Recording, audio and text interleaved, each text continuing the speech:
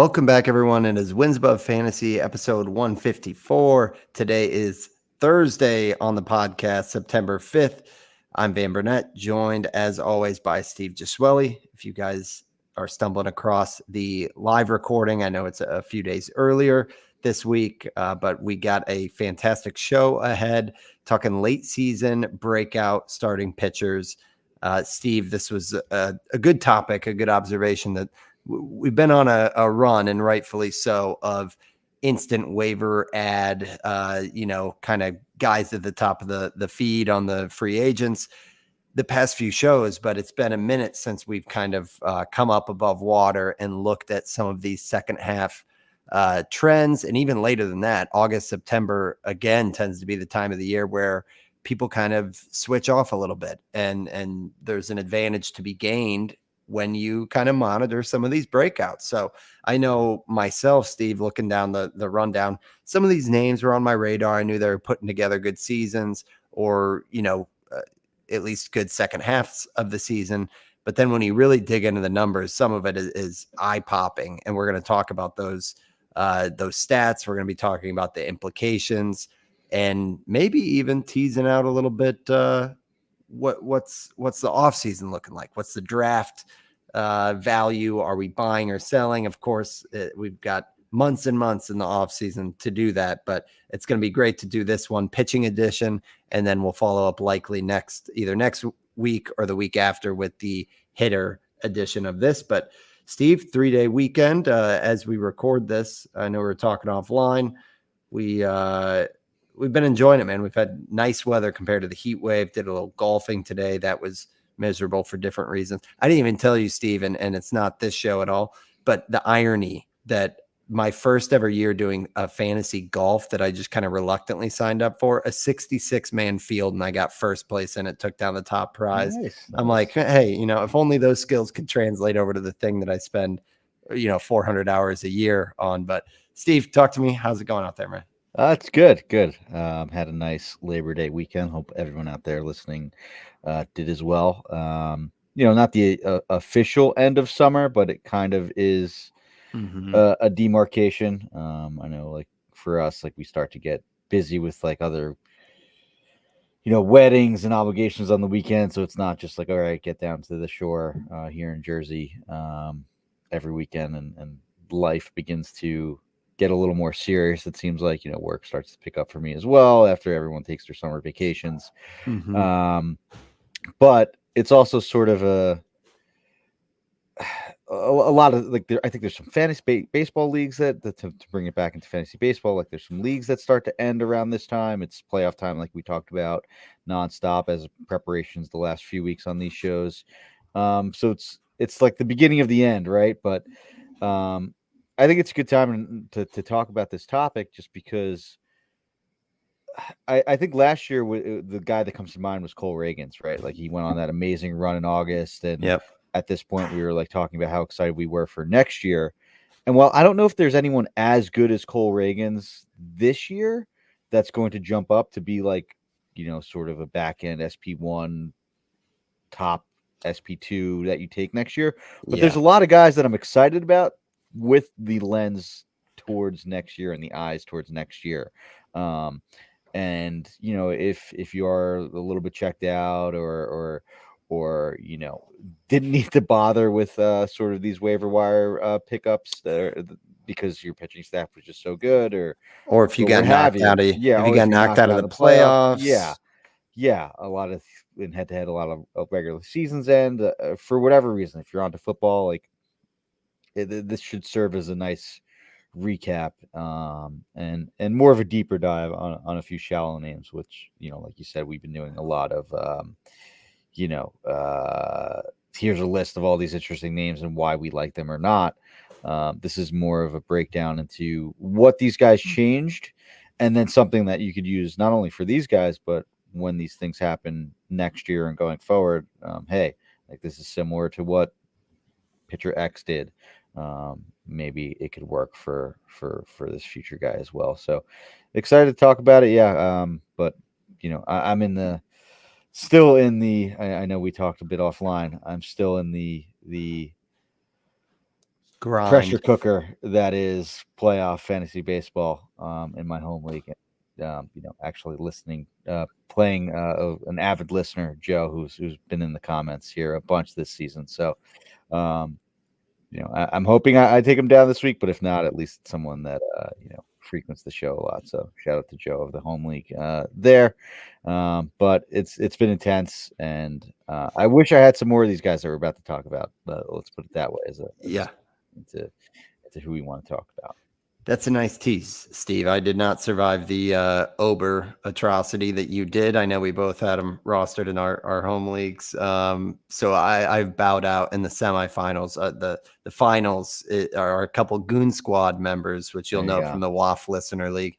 Unfortunately, they're the usual suspects as well. So, but you're right, man. It's these guys could be a huge. I mean, if you have these guys on your team in the home stretch, you absolutely have been riding the wave, but again, just surface level stats don't always tell the story. So, for every Cole Reagans, there's also a Chase Silseth, or, it took a while for Ranger Suarez is another one from years past, but even that follow-up year, he was kind of not a value where he went in drafts. And I know it's been kind of a longer path for him to get there, but yeah, there's always great implications. So, we've got this broken down to hit on 2 names per segment here, and we're going to start out with a couple that have been just at the very top of the leaderboards. And the leaderboard I was looking at, Steve, was K-BB. I know it's tried and true. It's one that you've always been a huge advocate of, but K-BB in August, and in that month of August, the number 1 starting pitcher of all starting pitchers in K-BB is Spencer Arrighetti with the Houston Astros. Just cannot believe the 38.2% strikeout rate. The 8.1% walk rate is, it's okay. It's not great. But that K rate is just unreal. 47 strikeouts and 32 and a third innings. We'll talk about more in a little bit, but yes, every Astro has just been on fire, as has the team. But yeah, that's one that pops up, Steve. And I know you talked about him when I brought up the Astros as, are they a buzzsaw that they used to be? And I think Arrighetti said in a recent interview, the Astros are back. And it was his kind of claim there. Now, digging deeper under the hood, it's kind of interesting. Lance Brozdowski did a write-up. We had Lance on earlier this season, but you guys subscribe to his Substack. It's terrific, straight to the inbox. He talked about how he's elevated the fastball to righties. And that's been a big shift that he's made, if you can find one. And the results have been pretty staggering in the past couple of months. So prior to August, the swing strike rate was 5% to righties, and it's jumped up to 13%. And then even more impressive during that time to lefties, the fastballs jumped from a 12% swinging strike rate to 18%. Lance did mention, which is kind of puts the onus on us in this deep dive, Steve, that he's not sure if he's buying it based on everything that's going on with the numbers here. The pitch mix the pitch mix looks very similar. The stuff plus doesn't grade out all that high, and he has a 5 FIP versus right-handed hitters. So it just calls into question of whether or not we're buying this. So I was trying to kind of, scratch and claw to see what some changes were. It looks like he's getting a lot more ground balls with his changeup during this time. Now that might just be coincidence, sample size, but yeah, Arrighetti, this is a guy we've been talking about extension all season, that he has some of the best extension in the majors, super young pitcher. He was asked point blank what he's done differently, and he kind of just said he's been listening to all the information that's been brought to him by the Astros, and he sponges that, which is always good to hear, that somebody who's kind of listening to the modern day metrics. But he didn't really cite anything other than trying to be more consistent. He was a roller coaster. He's had high highs, low lows, and that he's feeling like he's starting to find it. But good Lord, if this is a consistent Spencer Arrighetti, then he is an SP1, but I don't think that's necessarily fair after just 4 or 5 starts. Talk to me about Arrighetti, Steve, what your thoughts are. And yeah, we can do a little real-time digging if we need to. Yeah, I have the August K-BB leaderboard up from Fangraphs, and he is number one around some guys that we're going to talk about soon, but also, Chris Sale, Zach Wheeler, Blake Snell, Tariq Skubal, been better than all of Castillo. them. Yep. Yeah. So like all the who's who of who's been great, and the names that you would expect, he's been the best, which is pretty crazy to think about. Kind of why we want to do this sort of topic in the show, because Spencer Argui has been great. It's been a great story, but by K-BB, one of the best metrics, the best that there is for this month. So it's interesting. Yeah, I can see why Lance Lance is a little, is a bit hesitant. The fastball is just has a really poor grade. The shape isn't great. The IVB isn't great. It isn't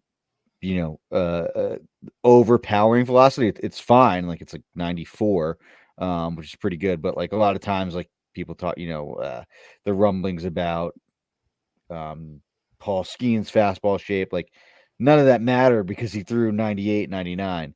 Arrighetti has those issues and he throws 94, which, probably brings down the stuff grade, or I mean, it does to bring be down the stuff fair grade, but though, I think it's too harsh. I think it's too harsh, because the locations look good. Like, it's not like he has, like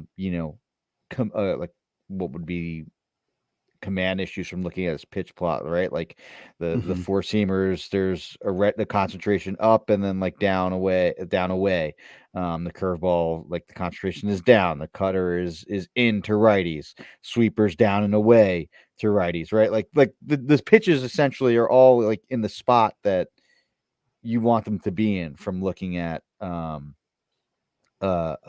pitch plot, right? And those heat maps there. So, and the location grades are all like good. They're all around average, which for a starting Mhm. pitcher is good. So I think that's a bit harsh on him. And, there isn't some sort of, oh, this is the pitch that he added, and the usage changed like it is will be with a few of the other guys that we talked about. But his two best pitches by Stuff Plus are the slider and the curveball. And what do you know? It's slight, but the slider and the curveball, it's a sweeper on Savant. Usage has picked up slowly throughout the year. So, it is probably unsustainable just because the fastball doesn't have great shape and it's not that elite velocity.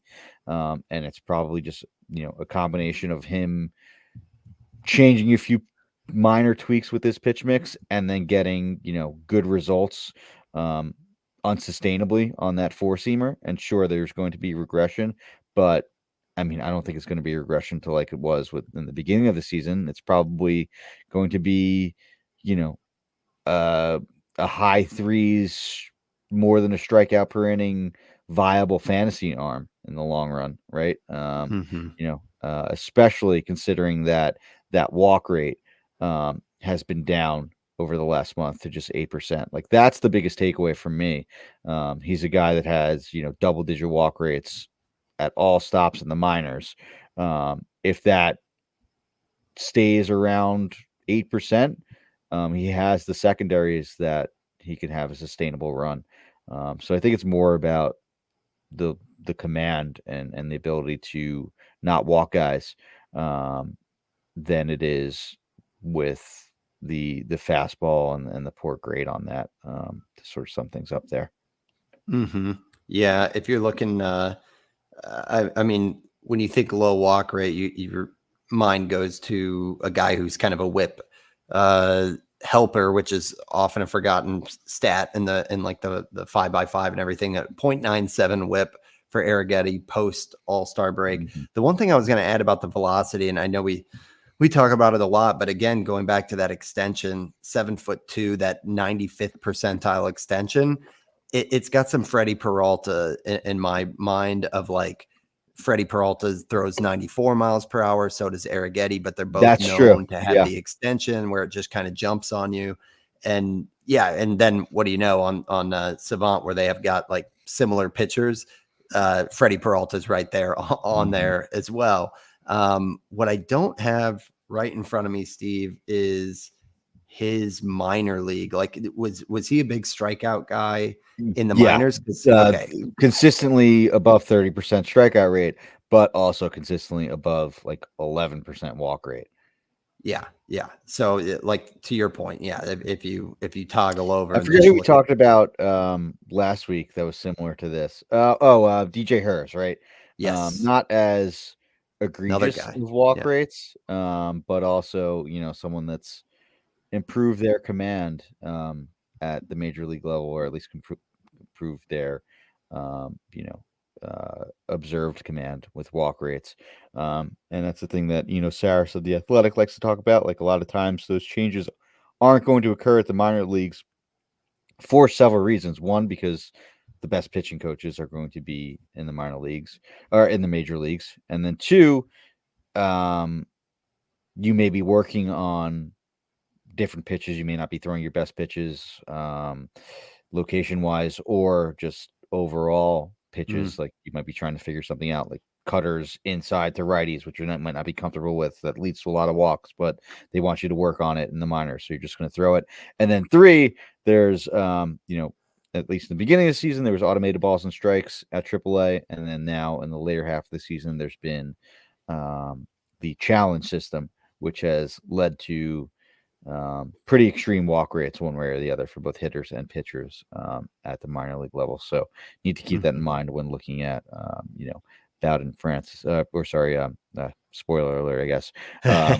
Spencer Arrighetti's, the one rehab start that he made, the 19 or the two rehab starts that he made, the 19%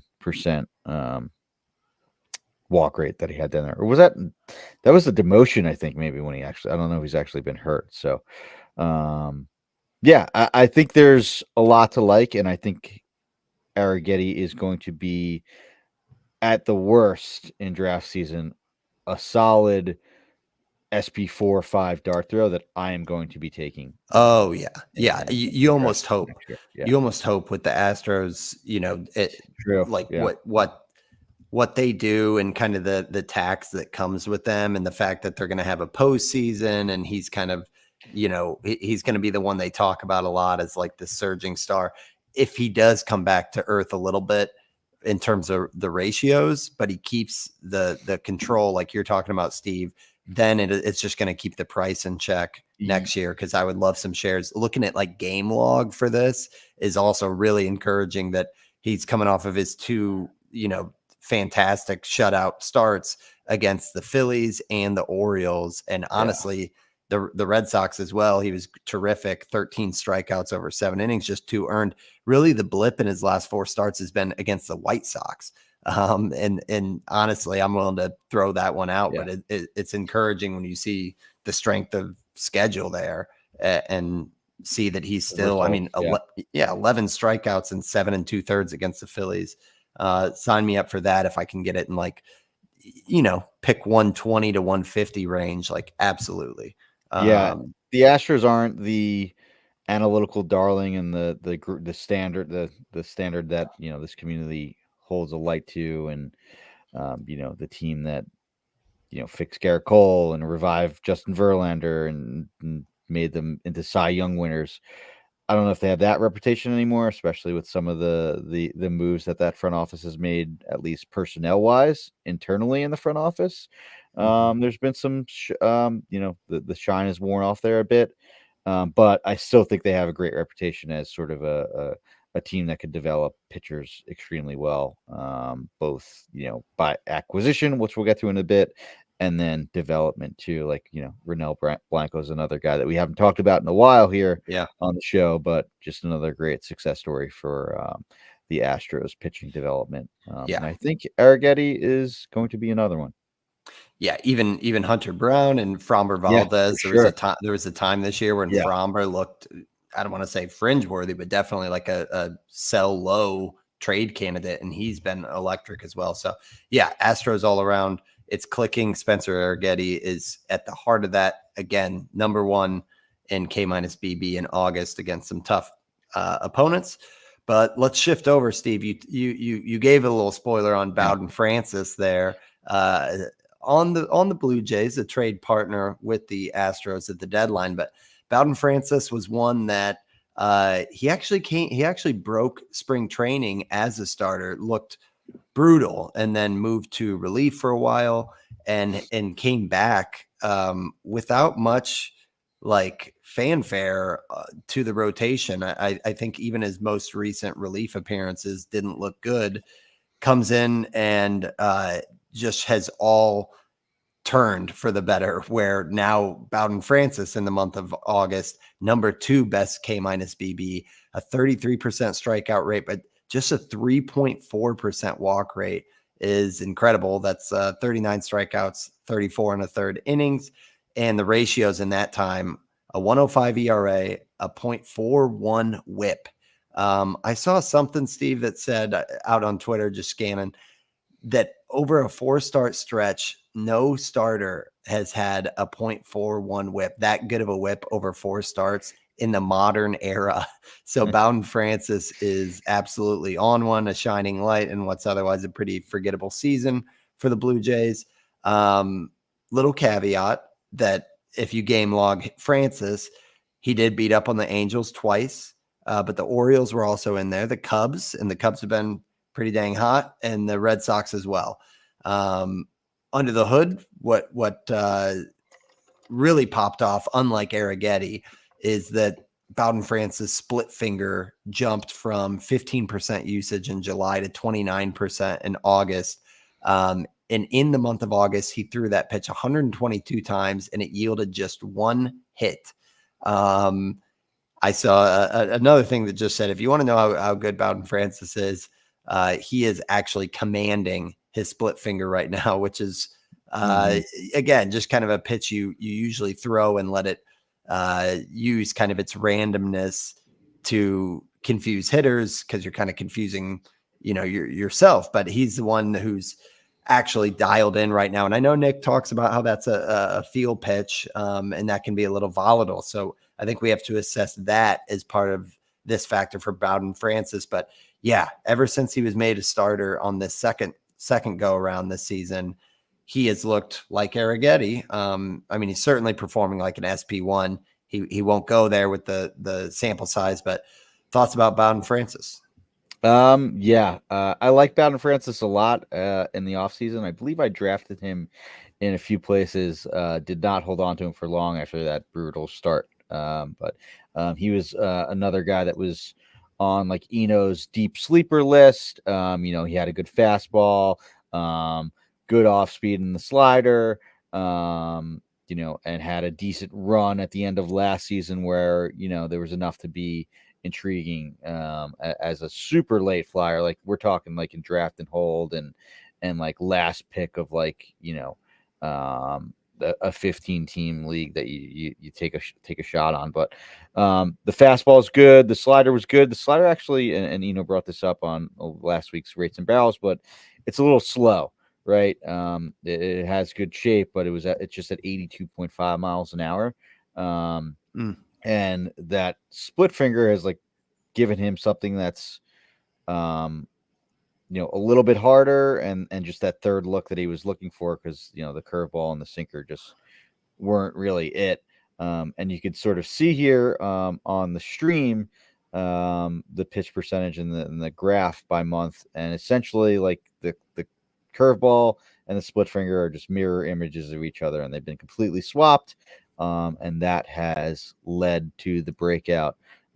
It seems like that was the one thing that Bowden Francis needed, and it's led to a great result, right? Like he has really good command, doesn't walk guys, gets good extension. The whiffs overall haven't been there on the year, but with this new split finger, he's been getting a lot more of them. It's like a 30% whiff rate sort of pitch. Just looking at the game logs for it there. So yeah, sometimes despite the result, like even without the results, like the pitch unlocks the arsenal, right? More Hmm. so than like, oh wow, this is a new amazing pitch that everyone's swinging and missing on. So, I'm liking Bowden Francis. I think that it's sort of something that I wish I had more of in draft and hold, because like that's kind of just something that, when he was down and when he was bad, you don't have to have the impact on it. But now that he's good, he's been sort of an ace for at least these 4 starts here. Hmm. But I think it's a testament to like, hey, when these guys are identified as sleepers and guys that have good stuff, if it doesn't work right away, just keep them in mind, and try to snag them up if they're getting another shot. Like Hunter Brown, a name that you brought up earlier, was an example of that. Just sort of packaged into 1 to 2 months, right? Like he Hmm. was the worst pitcher in baseball. Um, Guys like Lance Brosdowski and Saras talked about how they still like him. There's still great stuff. There's just some adjustments that need to be made here. Adjustments made. Boom, a great pitcher on your team that was probably Hmm. dropped because he was that bad. So, um, I guess it's the lesson here is sort of, even if guys with good stuff and good process look like they're completely lost, don't write them off, right? Like I remember that with like Lucas Giolito is always the name that comes to mind with me for that. Like he was a guy that had like the worst ERA in the year Yeah. in the league for a year, came back, figured out a few things with like his location of his changeup, and all of a sudden became an ace for a while there. So, just something to keep in mind, especially when these guys with great stuff are identified and they may not click right away. Is sort of the lesson there. Yeah. Yeah, I mean, this one is on its surface a lot sleepier than Arrighetti in terms of like if people switched off, if people are just looking at season stats, it's not going to pop up. I mean, even on his pitcher list page, it's just like all blue. And even you go to the splitter, if people are talking about that, and it doesn't look good at all because he's completely tapped into it in just 1 month. With that said, you got to make sure that it's not just a blip on the radar, and that I think he's one especially that we probably need to circle end of September. What's it look like? Because they're not going to have a postseason.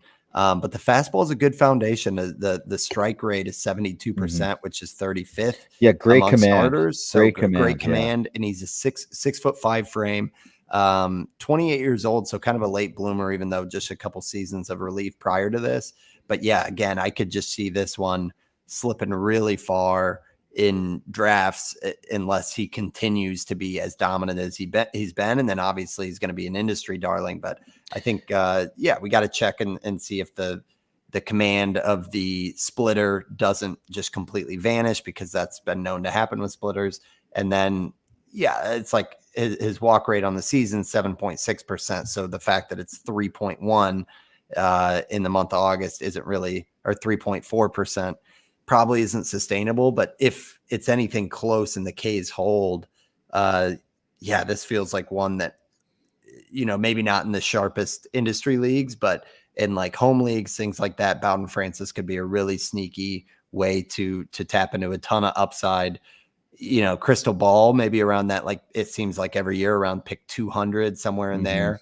Obviously he's been so good lately that if he keeps it up, you won't get him anywhere near that cost. But yeah, I like this one a lot, Steve, because it seems like he's started to even get onto the radar when everybody starts switching off, with football and everything, right? Yeah, it's gonna be hard because it's like one of Eno's boys. I know Nick likes him a lot too, right? Like Yeah, guys like that do not they'll move do the not you don't get them for cheap. And especially in FBC drafts, maybe in some home leagues and stuff. But yeah, you'll have to Nick and pay up. Eno are too good at their job for Bowden Francis to be like a pick 400 guy. Right. It's Yeah. just not going to happen.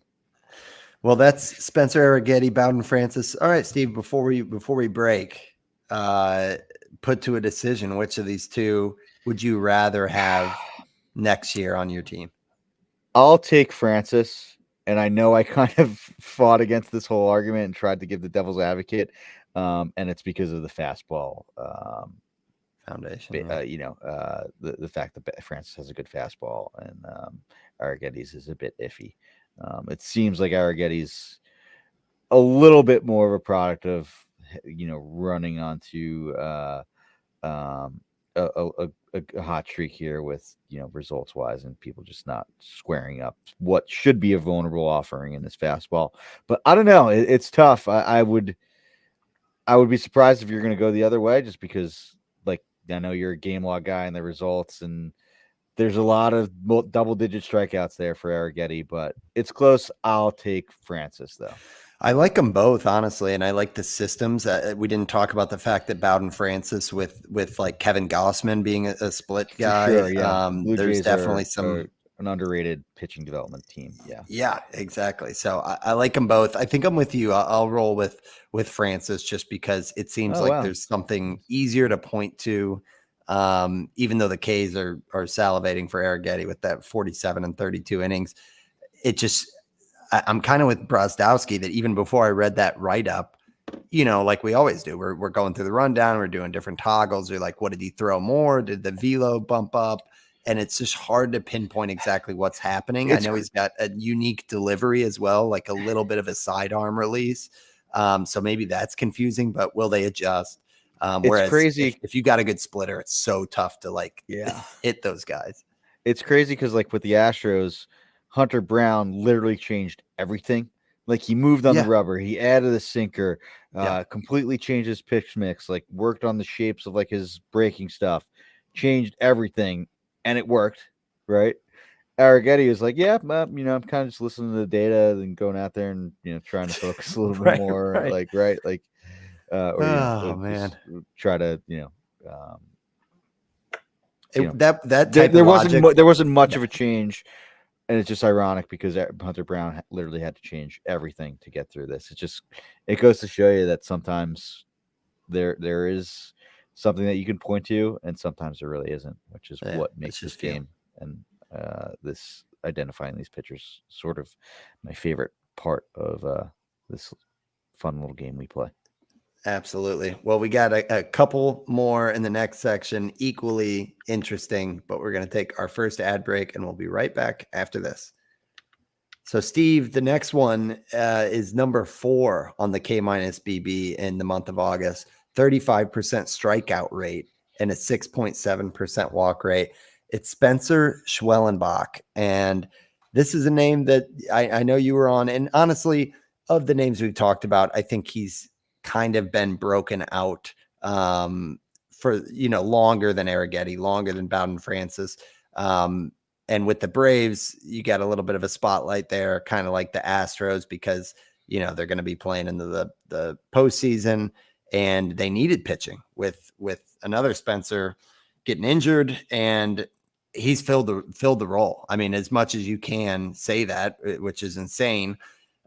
When you look at the results that he's had since All-Star break, 48 innings, 63 strikeouts, a 3 ERA flat, and a 0.98 whip.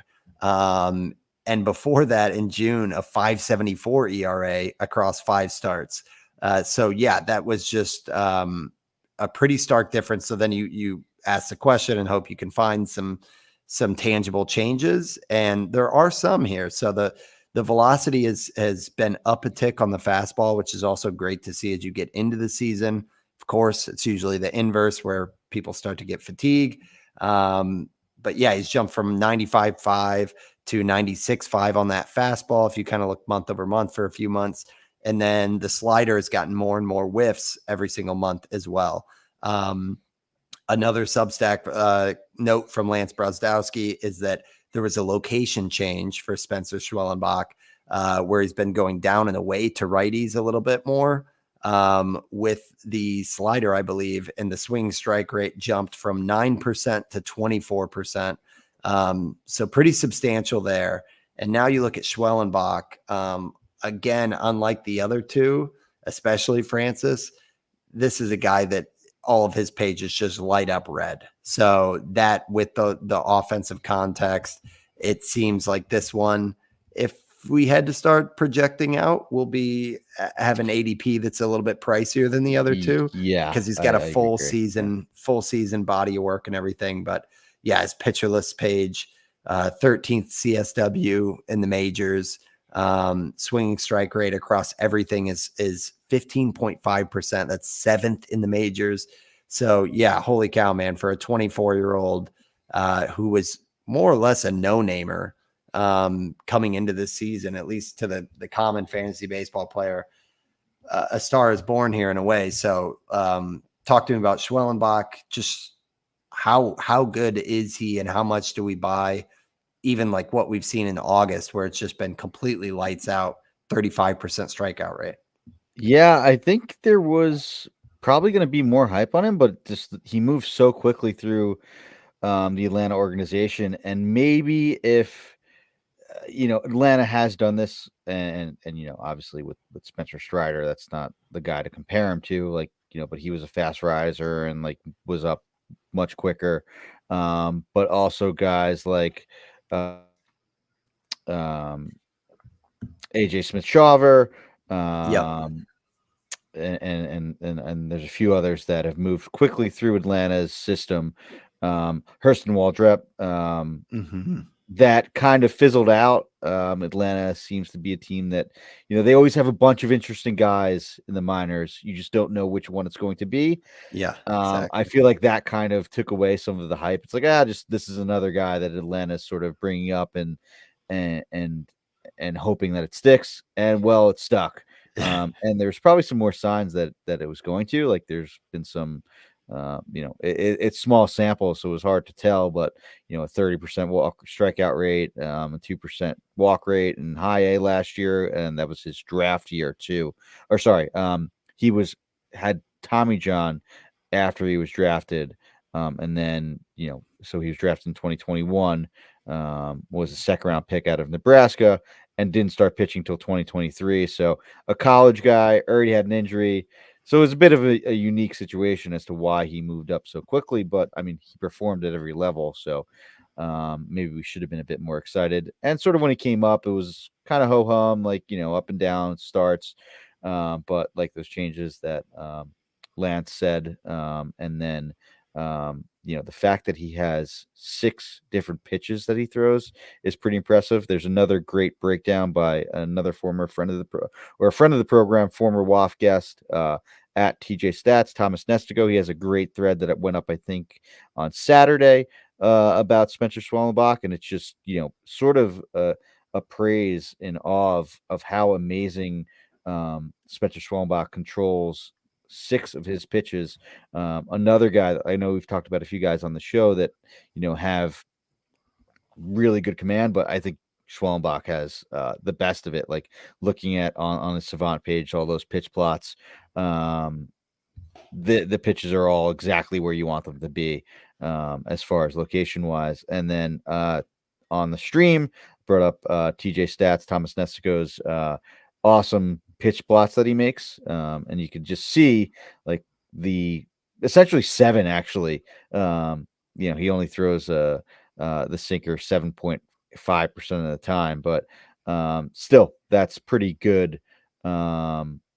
Considering that's the 7th most used offering. That's I believe insane, it's man. broken out into um, uh, a I'm sorry, I'm trying to think what's the difference here between sorry, it is 6 pitches, not 7. But still, the fact that his 6th most used offering is still an 8% of the time pitch. Sometimes we talk about like a third pitch. It's like, hey, at least he's got the third pitch that he could throw 8 to Yeah, 9% of the time. This is right. his 6th pitch that he throws 8% of the time. And there's clear separation if you're looking at this pitch plot that TJ Stats puts together. They're in all of his like um, pitching breakdowns, and there's a miniature version in those pitch summaries that he does. But it's pretty impressive, the fact that he has all these pitches that he can go to, and they're all unique shapes, right? Like there's not really much overlap here. Like they're distinct pitches. It's very like Seth Lugo-esque, just maybe with like a bit more stuff. Like Yeah, definitely. it's kind of like Seth Lugo that throws 96, which is really good. Yeah. I mean, like 6 pitches. We talked Lugo. We talked. I mean, Yu Darvish is like the historic one that comes to mind. That it's like he's got everything at in the toolbox, and it's always encouraging when you see like I mean, his 5th most used pitch is a split finger that has a 46% whiff rate, and it's like it's not like these are show me pitches. They're very effective, and everything has been across 16 starts this year for Schwellenbach. So, yeah, this one. I mean, what do you think, Steve? Is this SP2 territory next year in draft season? Maybe. My initial impression would be SP like 3 or 4, with a lean towards 3. But maybe if the hype gets, Which it that's how will. pitchers Which sort it of get will. hyped up. Yeah. In early draft season, he'll be SP4. Yeah. If you're drafting in March, he'll be an SP2. Just it's going to be, 115 to 125 innings of really, really good results with really good underlying numbers, good velocity. Like there's not much that is going to turn people away. Maybe other than like the cost late in draft season, right? Yeah. And I mean, like game logging him out, it's actually not as eye popping as somebody like Arrighetti. I know he had a couple. He had an 11 strikeout outing against the Mets, and then his very next start, he had 10 strikeouts against the Marlins. But otherwise, it's just been really consistent in terms of the swing and miss stuff. Run prevention has just gotten better and better throughout the year. So yeah, Schwellenbach, I do think for all the reasons we've talked about, will be a little bit steeper of a draft day investment. But I think that I'm pretty interested. If volume is the biggest question, but everything else looks as good, and we know he's got the role, and we've seen him prove it. We've seen the Braves obviously do a great job with what they have in front of them. It's just like you said, Steve. When 3 of them get called up in a 2-month sample, that's when the whether it's the Eric Cross tweet or the RotoWire updates. It's like, yeah, you ought to. It's a spec ad. You guys probably should go out and grab them, but it's not like, oh, this is Paul Skeens, go rush to Adam type of a thing. So yeah, I missed out this season, and it's just slowly been dawning on me, which is why I'm glad we're breaking it down in this show. So that is Schwellenbach. Shifting over to one that's Everyone that we've talked about so far, too. This is completely off topic and irrelevant, but 80 grade names on all these guys: Spencer Arrighetti, Bowden Francis, and Spencer Schwellenbach. 2 Spencers and a Bowden. And they're not, and it's not Spencer Strider. I think Spencer, a team of all Spencer pitchers, could get you a fantasy title. Yeah, maybe you should just be interested in any Spencer pitchers. That's the type of analysis you come to Wins Above Fantasy for. Well, Miller, there was a time when Miller was also like that, Steve, with Mason Miller. But we got Bryce Miller next on the list, where yeah, this is one that was obviously a name last year that everyone was, is one of those Mariners arms. He was kind of like a one-trick pony or one-pitch pony. But this year, it's just looked better and better, and it hasn't looked any better than in August. So basically, if you look at Bryce Miller, he's an interesting splits one because he looked really good in April. He was bad in May and June, and then he's been great in July and August. Since All-Star break, a 2.53 ERA and a 0.84 WHIP. And in the month of August, his K-BB is 5th on this leaderboard that we've been referencing, a 31.8% K rate and a 3.7% walk rate. The splitter, which again, that's kind of been a theme of this episode. The splitter, which is his 3rd pitch, the swing and miss rate has doubled from June to July and August. So that's something to point back to. Again, I think like if you're a skeptic, you have to say, okay, does a splitter have the volatility to where we can't really back this? But unlike the other names we've talked about so far, we don't get good extension from Bryce Miller, and he doesn't have a ton of velocity on the fastball. He's at 95 miles per hour. But it's still a good fastball in terms of location, the swing and miss stuff. I know the Mariners seem to be kind of a fastball first organization with like Logan Gilbert, Kirby as well. But yeah, Bryce Miller, the command is everything, and it's just been extra fantastic in the past couple of months. But here we are looking at the whole 27 start sample size for the calendar year, a 3.3 ERA and a 1 WHIP. That's what happens when you have 3 excellent months of the season. But August has been particularly excellent. And just game logging the August starts. Yeah, we had the Phillies where he gave up 4 earned, shutout against the Mariners, 7 innings, 9 strikeouts, and a shutout against the Tigers. Not a great start against the Dodgers and then against the Rays. So it's been, I guess, a little bit easier of opponents there that he's beat up on, because then he had the 10 strikeouts versus the Rays.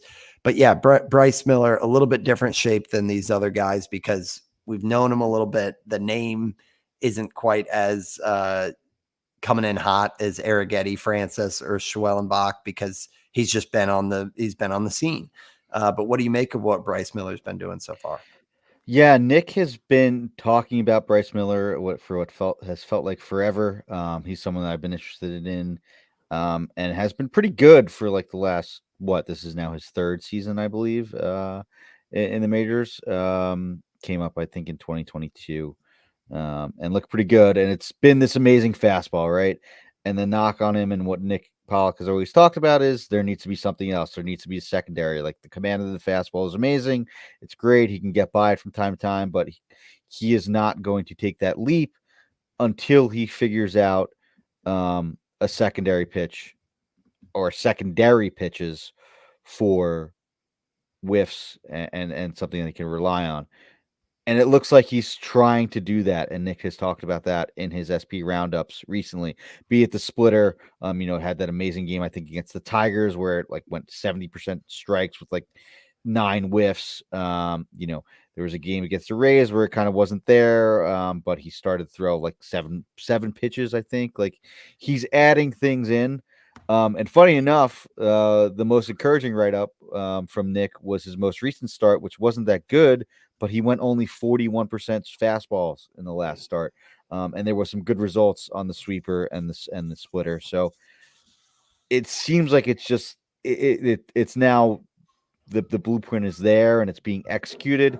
It's just getting comfortable and that one thing ticking.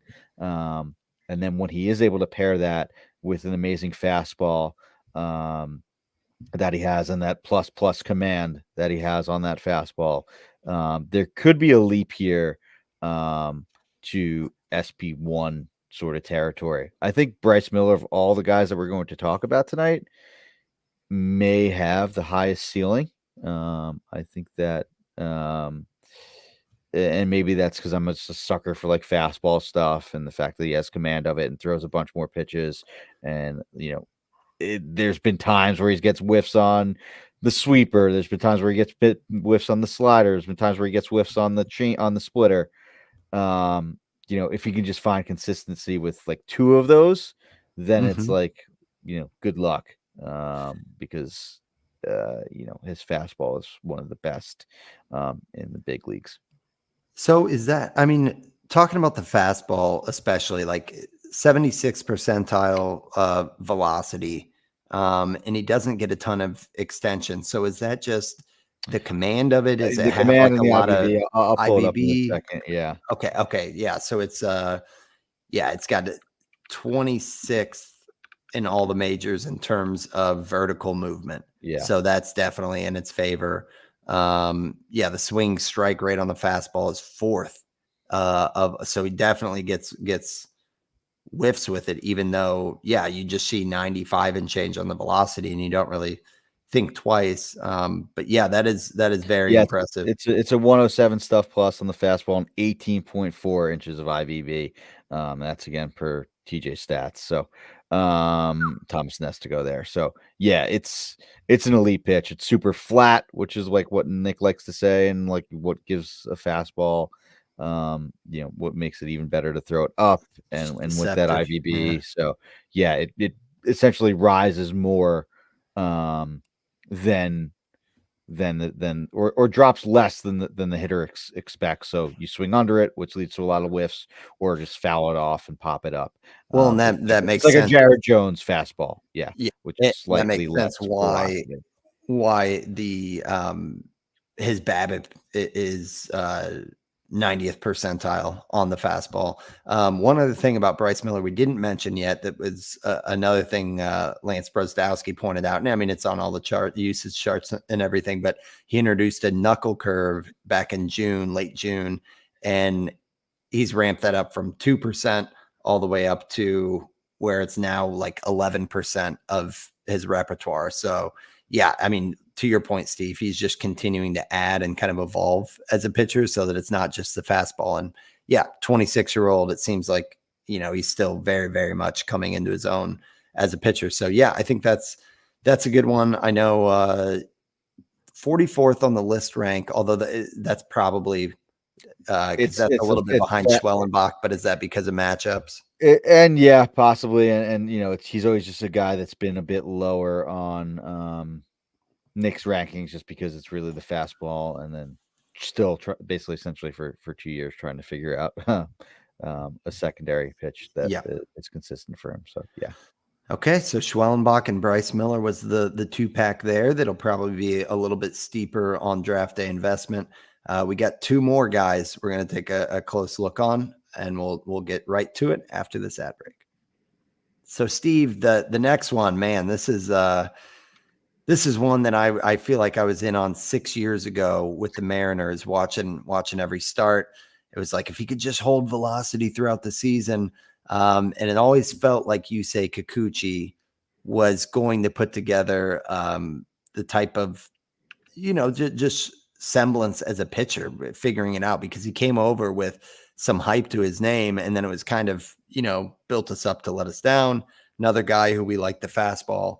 But yeah, steep investment for the Astros trading for him at the deadline. I think they gave up like their 9th and 13th prospect, as well as Joey Loberfito, and Kikuchi has come over and completely changed opinions. Destroying that trade on trade day, right? Like, that was like such an overpay. And then month of August, Kikuchi 6th best K- BB, over 35 innings, 47 strikeouts, a 2.57 ERA, and a 0.94 WHIP.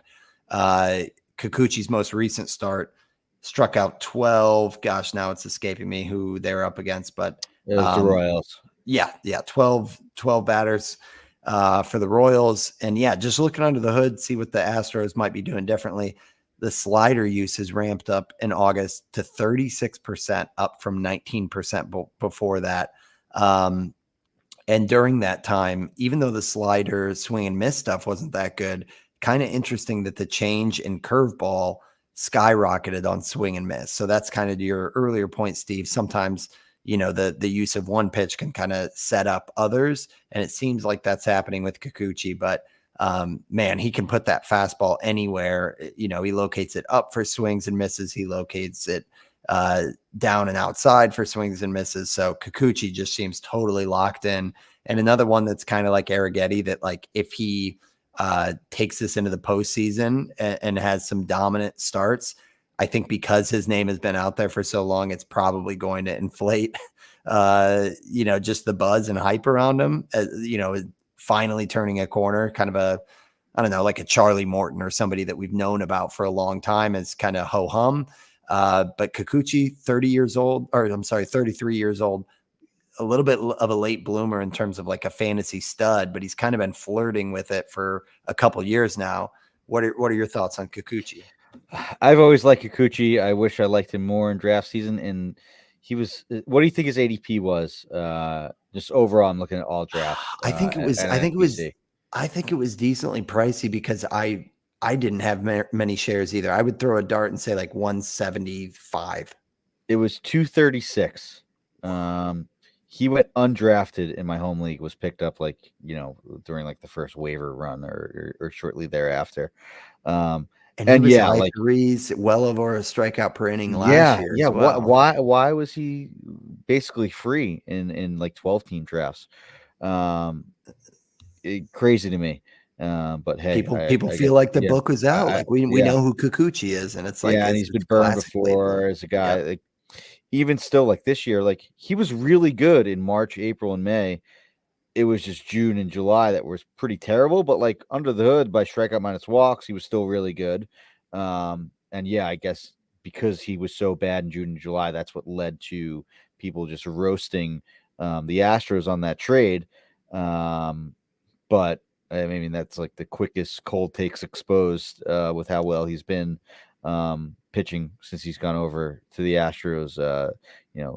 Tweet there for that account because it just looks so good. Like, and now the Astros look like they're like coming into form. Kyle Tucker should be back. They have another. We've talked about two of their pitchers essentially on the show already.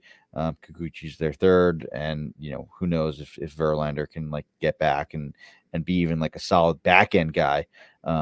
They could be primed for another run when it looked like it was going to be a down year for the Astros, basically through June.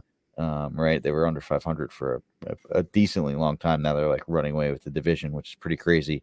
Yeah. But yeah, I've always been a sucker for Kikuchi. Like the strikeouts have always been there. And it just looks like, it's another case of the Astros figuring out exactly what he needs to do to tweak his pitch mix. Like, right, the sweepers, sorry, the curveball has been increasing in usage for him, along with the slider, and it just all seems to be clicking for him. Sorry, it's the slider that's just shot up in usage there. I had the wrong splits up on Savant there, but it's always been there for Kikuchi. I feel like he's always had the tools. Like there's always been a random 10 strikeout game that's like, Yeah. oh man, like let me add Kikuchi, and then he gives up 6 runs the next time. But I think combined with the fact that last year was really good for him overall too, and now, yeah, sure, the ERA is still above 4, but I think that's it's the best strikeout minus walk rate of his career, the best strikeout rate of his career. The velocity is actually the best of his career too, which is pretty interesting. So Best extension of his career is, and I mean, I know I keep talking about it, Steve, but what's interesting is like you just think of like adding velocity or adding a pitch or something, but like his first year in the majors, 6.5 feet of extension. Now it's up to 7 feet, 90th percentile, and that's higher than it has ever been before. So it's like, yeah, just for a guy who's only 6 foot, you wouldn't think that he's up there with the extension type guy, of yeah, yeah, extension that's like Bailey Ober or something who's yeah. like a giant on the mound. But yeah, there's so many things that look like the best of his career. Best Plus the swinging strike Astros. rate, best CSW. Yeah, I don't know. I hope that people sleep on Kikuchi again next year, Yeah, because if he's going definitely. past pick 200, that's a mistake, I think. Yeah, well said. What does he have? He He is a and he. free agent, though, right? So I think did they get 1 year Yes, control with him? he's a free agent Okay. next year. Yeah, So that led to the roasting on Twitter, just because it's that makes sense. Yeah. 3 months of Kikuchi or 2 months of Kikuchi, whatever you want to call it. He's a rental, yeah, and maybe I mean maybe he resigns with the Astros. I would want him Oh, to I would because that would be that then his draft price would be yeah, decently high. yeah, If he doesn't, like, I mean, he still learned this stuff, and right, like he knows what to do, like what the Astros told him. It's not like yeah. he's You would going to hope to forget that, but you would exactly, hope it yeah, goes to a good pitching organization as well too. for sure. But you're right. When you look at the entire body of work here, it's still a 4.24 ERA and a 1.25 WHIP on the year. It'll So keep the price down. hopefully it keeps it down. And then moving to the last one is Ryan Nelson. And Nelson is another one that, Steve, we've talked about for a while. And this is definitely one that I've had shares this year and last year. And we've just kind of been waiting for it to all come together. But it has. And even though, when you look at the first half, it was a 4.98 ERA. he was being added, being dropped, being, kind of stashed at one point on TGFBI. I know I tried to grab him early. Second half has been a completely different story with a 2.90 ERA and a 103 WHIP for Ryan Nelson. It's another good extension pitcher. And yeah, it's one that at age 26, we've been kind of waiting for the breakthrough. He's another guy that throws a handful of pitches. But yeah, talk to me about Ryan Nelson. Again, when we look at what the Diamondbacks have done, he's been right at the heart of it this season. And yeah, in terms of like pitch mix, it doesn't seem like there's been a ton other than in July and August, he's really ramped up the use of his four seam from like 48% in June up to 62 in July and 59 in August. So definitely leaning on that four seam. And yeah, it's a reliable pitch. It's not one that's as dominant as some of the other ones we've talked about. Certainly not like a Bryce Miller, but he's finally putting a lot of things together. So yeah, curious if you think there's anything that kind of holds firm here as like a sustainable change for a guy that we've known for a while, has some pretty good stuff. Yeah, there's a reason why we've always been interested in Ryan Nelson.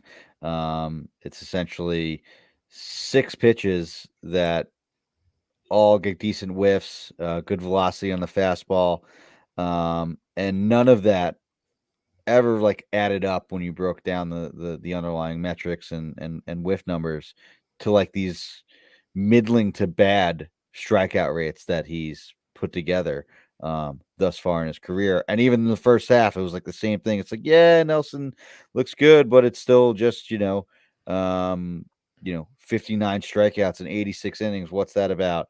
Right. But finally in the second half now, I'm assuming this is the first 50 inning stretch where he's had a strikeout rate over than 1 per inning. He's got 59 strikeouts in 42 and a half innings in the second half here.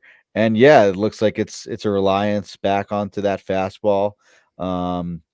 That usage has bumped up in July, and there's 3 other offerings that he throws 15%, 10% of the time or more, and that he can rely on, and they all get good whiffs. Like that's what made Ryan Nelson interesting. And that seems to be the case of what's happening here. It just finally all clicking, using that fastball more. He has, the cutter that he could throw to both righties and lefties, a slider that he could throw to righties, and then a curveball and changeup that he can throw to lefties too, to offset that platoon advantage. So there's 3 distinct pitches to righties, 4 to lefties because he comes throwing the four seam too.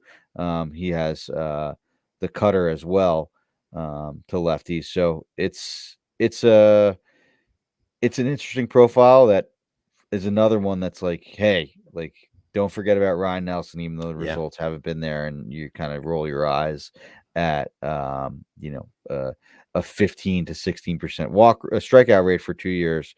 Now it finally looks like it's all coming together for him.